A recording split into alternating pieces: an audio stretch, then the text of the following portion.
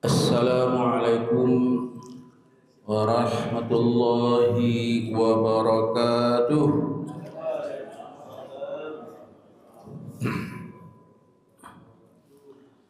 Alhamdulillahilladzi anzala as-sakinah fi qulubil mu'minin liyazdadu imanan ma'a imanihim.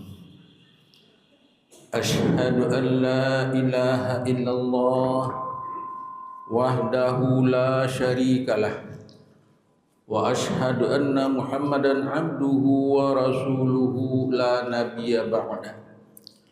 Allahumma fasalli wa sallim wa barik ala Muhammad wa ala alihi wa ashabihi ajma'in. Thumma faqala Allah ta'ala fil Qur'anil Karim, na'udzu billahi minasy syaithanir rajim. Bismillahirrahmanirrahim. Ahasiban nasu ayyudraku ayyaqulu amanna wa hum la yuftanun. Shadaqallahul azim. Apakah manusia mengira bahwasanya mereka dibiarkan dengan mengatakan kami telah beriman kepada Allah, padahal mereka belum diuji? Maha benar Allah atas segala firman-Nya. Al-Quran surat Al-Ankabut ayat 2.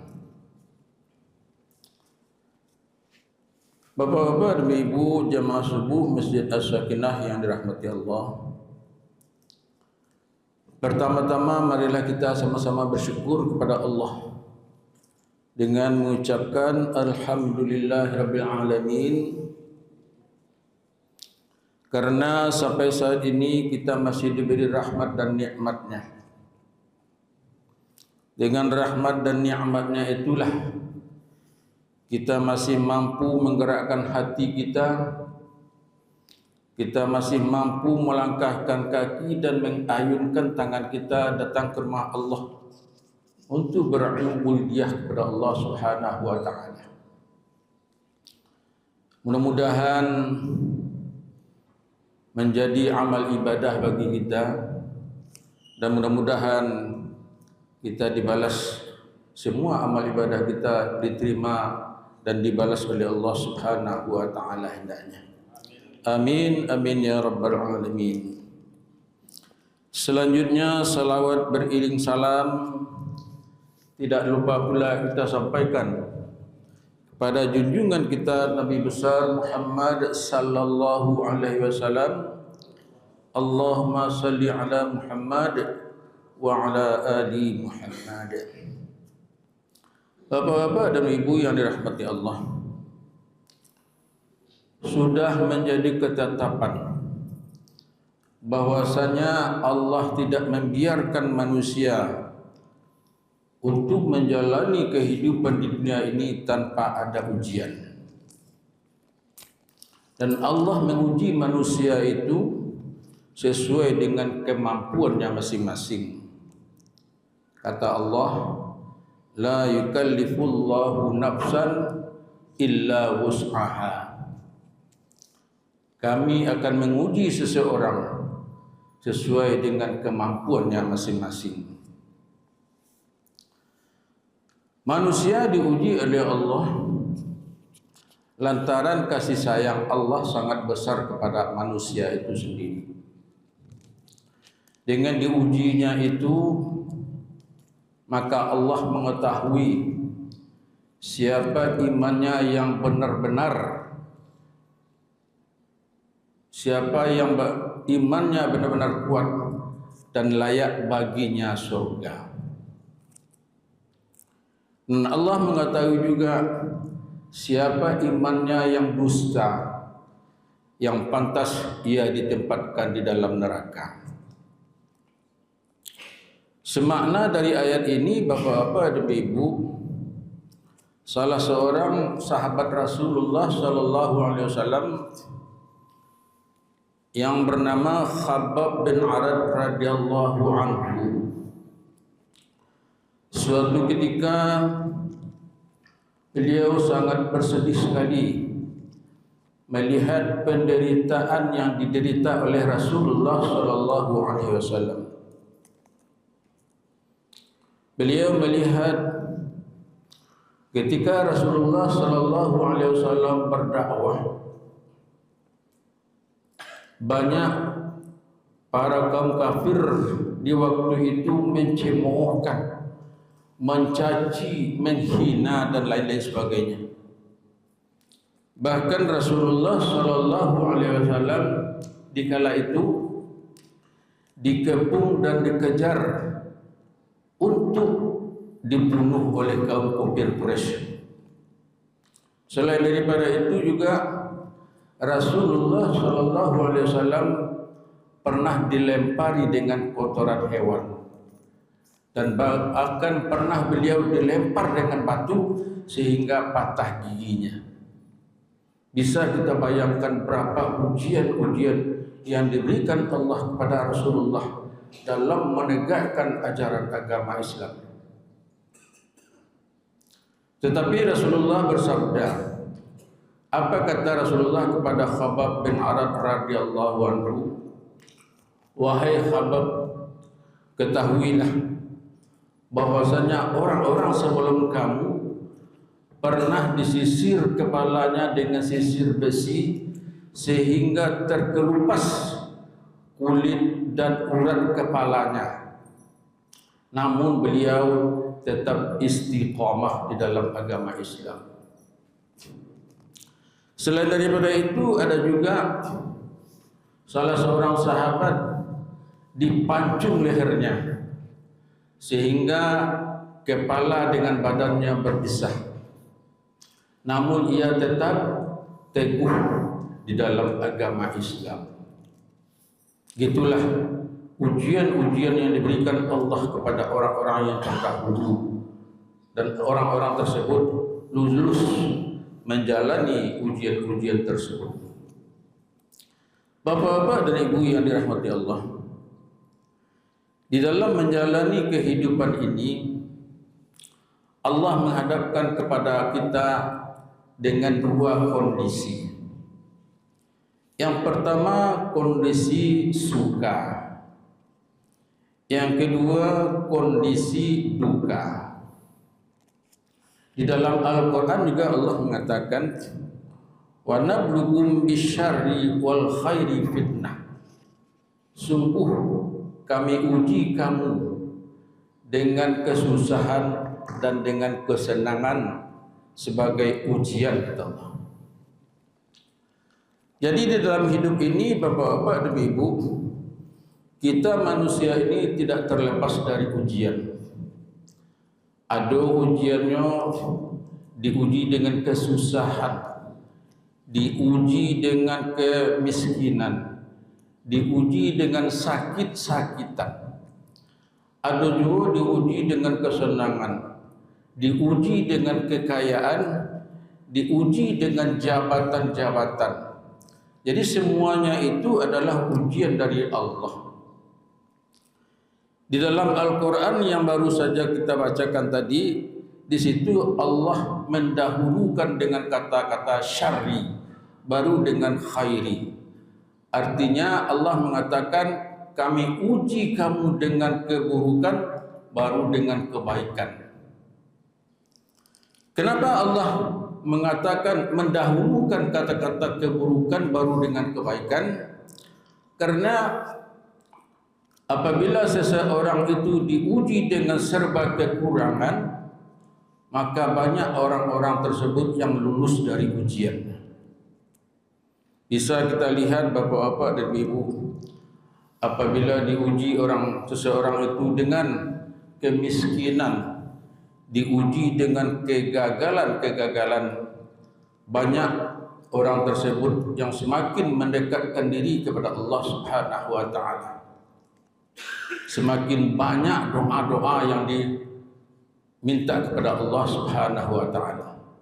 Tetapi sebaliknya, apabila seseorang itu diuji dengan kesenangan, dengan kekayaan, dengan segala kecukupan, banyak manusia yang tidak lulus dari ujian. Terbukti mereka semakin menjauh dari Allah. Bahkan ia menjadi sombong kepada Allah Subhanahu wa taala. Dan bahkan dia tidak mengakui bahwasanya nikmat-nikmat itu semuanya bukanlah dari Allah Subhanahu wa taala. Bapak-bapak dan ibu yang dirahmati Allah,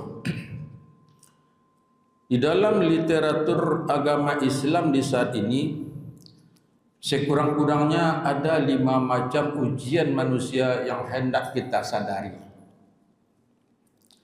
Yang pertama, ujian perintah yang harus kita kerjakan.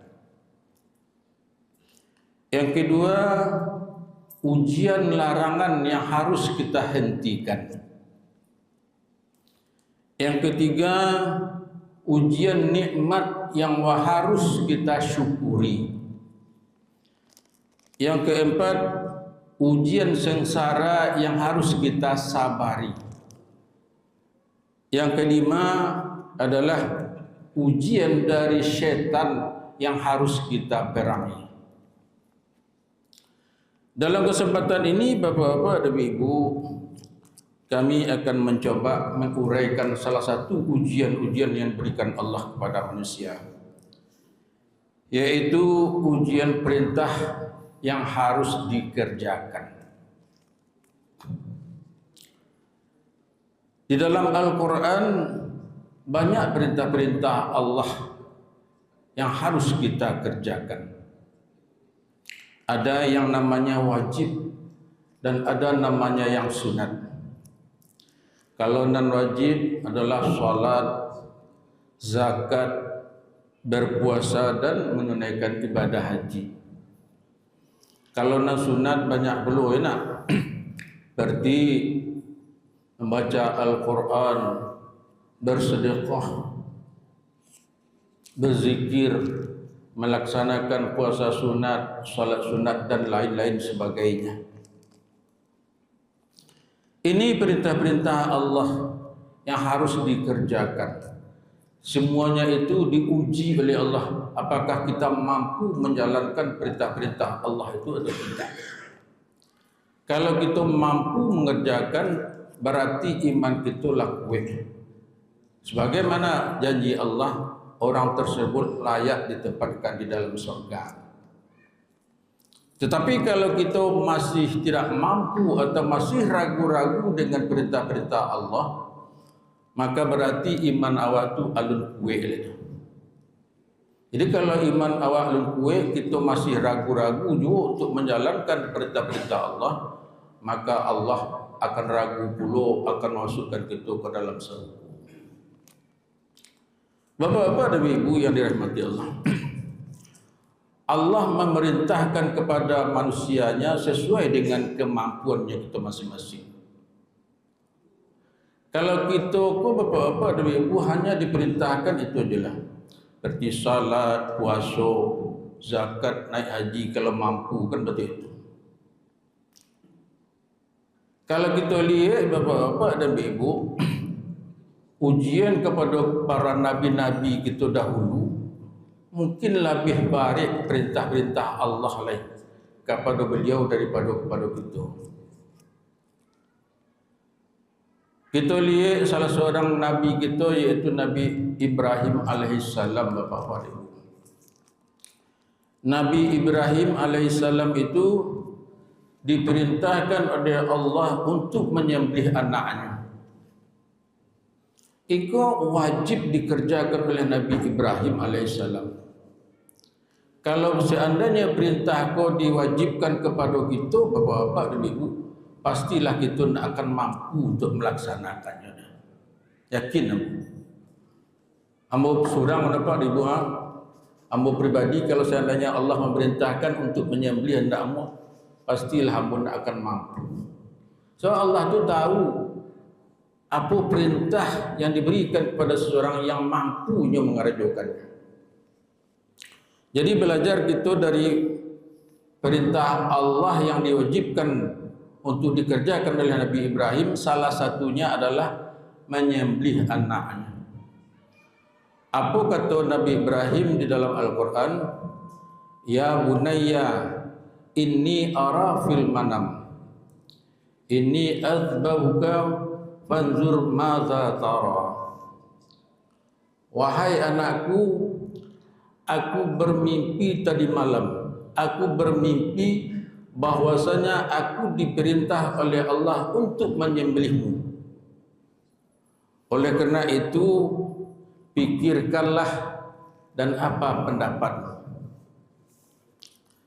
Lalu Nabi Ismail menjawab seketika itu, bapak-bapak dan ibu, ya abati af'altu maru satajidu insyaallah minas sabirin.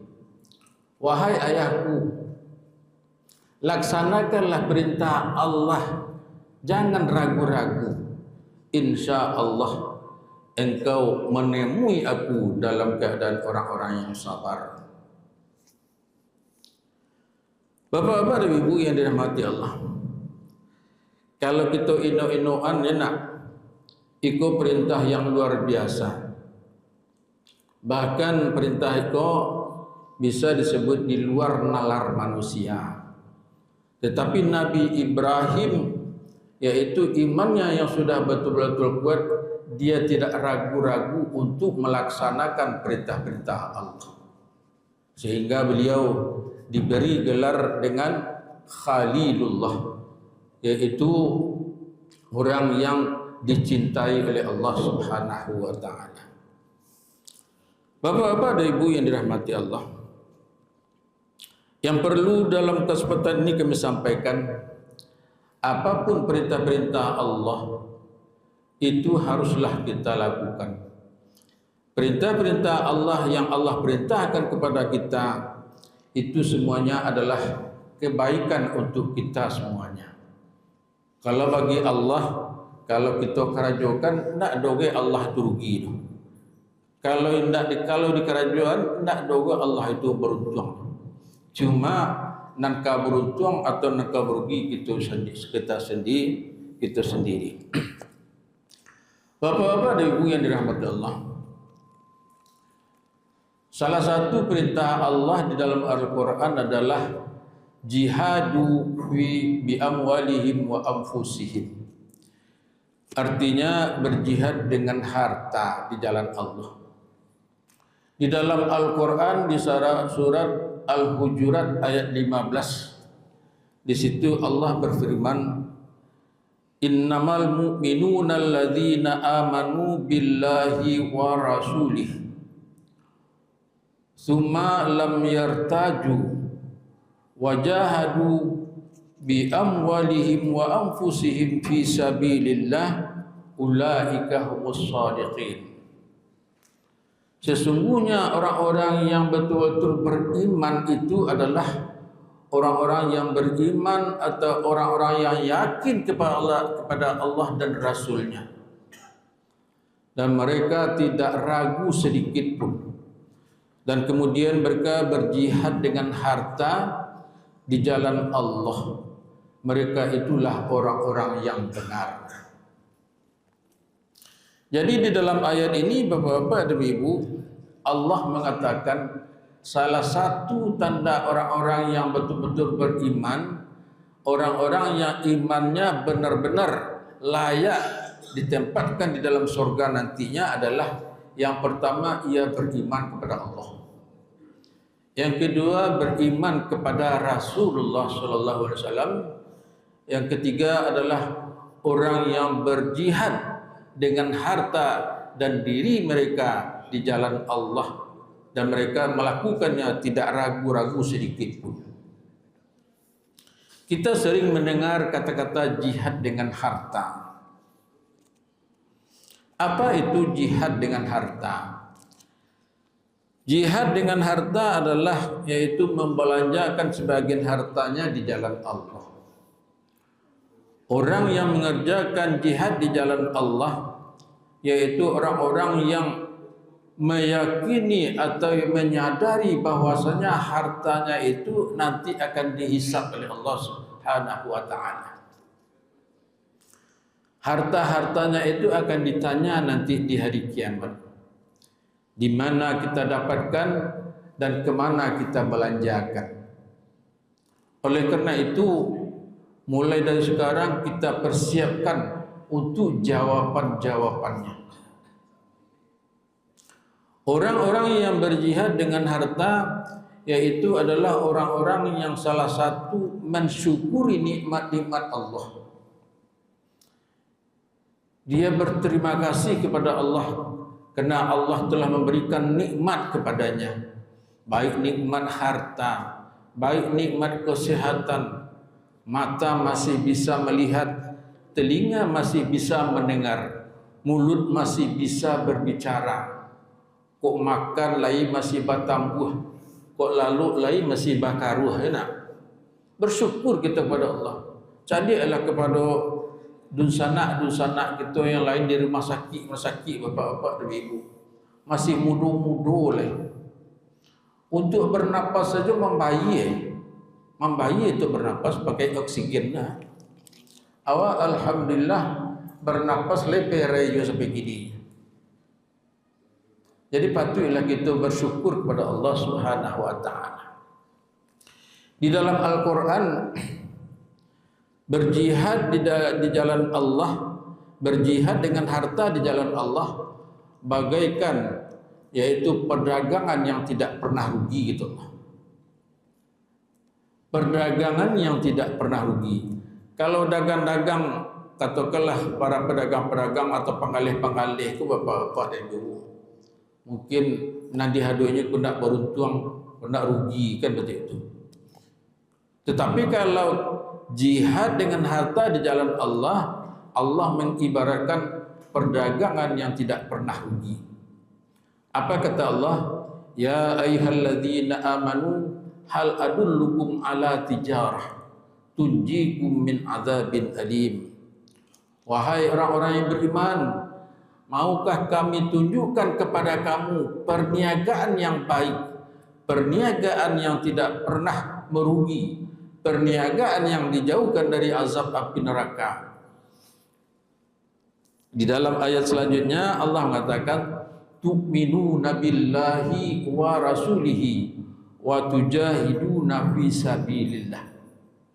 Perdagangan itu adalah yang pertama beriman kepada Allah, yang kedua beriman kepada Rasulnya, yang ketiga berjihad dengan harta di jalan Allah Subhanahu wa taala. Jadi jihad di jalan Allah Subhanahu wa taala di dalam Al-Qur'an banyak Allah mengingat-ingatkan kepada kita. Banyak Allah berulang-ulang kali Allah memerintahkan kepada kita. Jadi kalau orang berjihad dengan harta ibaratkan perdagangan yang tidak pernah merugi. Karena Allah membalas orang-orang yang ikhlas berjihad dengan hartanya dengan 700 kali lipat. Kalau kita berimpak, katakanlah berimpak 1.000 rupiah, Allah ganti dengan 7, berarti betul kali lah 700 ribu rupiah diganti Allah.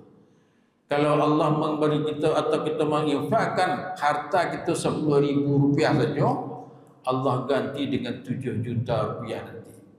Ya, di dalam Al-Quran juga Allah mengatakan, "Mathalul ladzina yunfiquna amwaluhum fi sabilillah kamathali habbatin ambatat sab'a sanabila fi kulli sumbatin mi'atun habbah wallahu yudha'ifu liman yasha' wallahu wasi'un alim." Perumpamaan orang-orang yang menginfakkan sebagian hartanya di jalan Allah seperti satu buah biji yang tumbuh 7 tangkai. Setiap tangkainya berbuah 100 buah. Artinya kita berinfak dibalas oleh Allah dengan 700 kali lipat. Wallahu yudha'ifu liman yasha', dan Allah akan menggantinya lebih daripada itu bagi orang-orang yang dikehendakinya. Jadi oleh karena itu bapak-bapak dan ibu, Selagi kita masih diberi nikmat oleh Allah, marilah kita syukuri nikmat-nikmat itu. Kalau kita diberi nikmat harta, jadikanlah harta itu alat untuk menjadi ibadah bagi kita, yaitu dengan kita berinfak, membantu orang-orang miskin dan anak-anak yatim. Mudah-mudahan apa yang kita infakkan itu, apa yang kita jihadkan dengan harta itu, insya Allah itulah harta kita yang sesungguhnya. Kata Rasulullah sallallahu alaihi wasallam, harta kita yang sesungguhnya adalah harta yang kita infakkan di jalan Allah. Selain daripada itu bukanlah harta kita. Kalau seandainya kita meninggal, itu adalah menjadi hak atau milik orang-orang yang kita tinggalkan. Jadi oleh kerana itu dalam kesempatan ini Bapak-bapak, kami mengingatkan, selagi kita masih diberi rezeki oleh Allah, marilah kita infakkan sebagian harta kita di jalan Allah. Mudah-mudahan kita akan mendapat imbalan dari Allah Subhanahu wa taala di yaumil akhir nanti. Demikian saja pengajian kita pada pagi hari ini. Mudah-mudahan apa yang kami sampaikan menjadi iktibar bagi kita hendaknya. Banyak maaf. Assalamualaikum warahmatullahi wabarakatuh.